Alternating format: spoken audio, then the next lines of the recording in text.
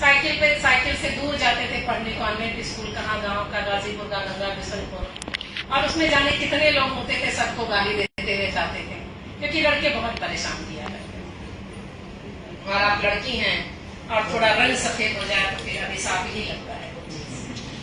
तो मुझे भी फूलन बोला जाता था, तो उस समय मुझे समझ में नहीं आता था, और चूंकि मैं भी छोटी थी तो मैंने जैसा फूलन जी का रूप सुना था, मुझे लगा था अरे कोई डाकू था, हमको फूलन बोलते हैं लोग।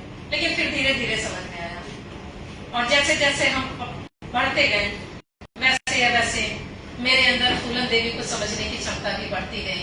और पता नहीं क्यों ऐसा लगा कि मेरा केवल उन्हीं का ही संघर्ष नहीं है, बहुतों का संघर्ष है। बहुत सारे ऐसे हैं जो संघर्ष कर रहे हैं उन्हीं के जैसा, लेकिन हम बात उनकी करते हैं। तो जब हम उस बिंदु पे वापस आते हैं तो हम देखते हैं कि समाज में शोषण के कितने रूप हैं। दोस्तों, शोषण के जितने रूप हो सकते हैं इस समाज में आप गिन लीजिए, उस शोषण का एक एक रूप जिया है उस स्त्री ने। कोई ऐसा बिंदु नहीं है। जब हम शोषण में डॉक्टर बाबा साहेब की बात करते हैं तो बाबा साहेब ने भी एक चीज नहीं झेली थी, वो थी प्रतिसत्ता। नहीं झेली थी बाबा साहेब ने। बाबा साहेब ने बलात्कार जैसी, यौन हिंसा जैसी उस तकलीफ को नहीं झेली थी। तो खाता तो फूलन का ही बड़ा है, उस स्त्री का ही बड़ा है। फूलन मल्लाह का ही खाता बड़ा है, जिसमें शोषण हमारे प्रथम व्यक्ति बाबा साहेब से भी ज्यादा है। सोचने वाली बात है। तो शोषण उनकी जिंदगी के साथ में शोषण को एक रूप में लेकर जाते हैं।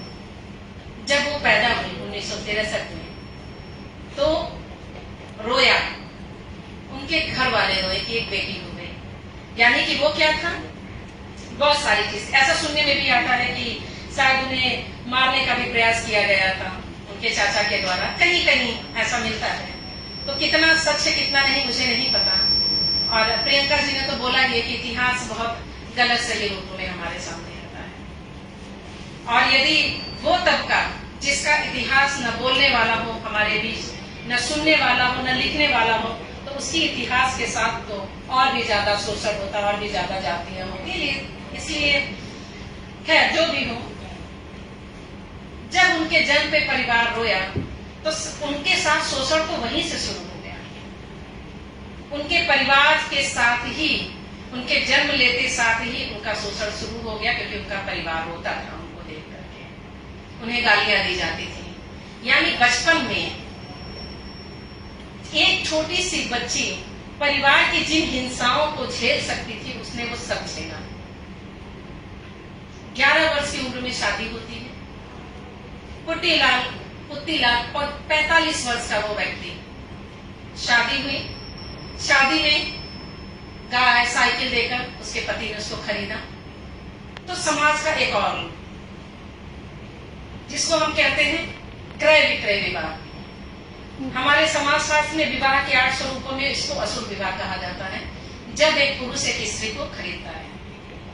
जब हम फूलन देवी की बात करते हैं तो फूलन देवी का शोषण जाति से नहीं देखने की जरूरत है सिर्फ, क्योंकि पुत्तीलाल तो उनकी जाति का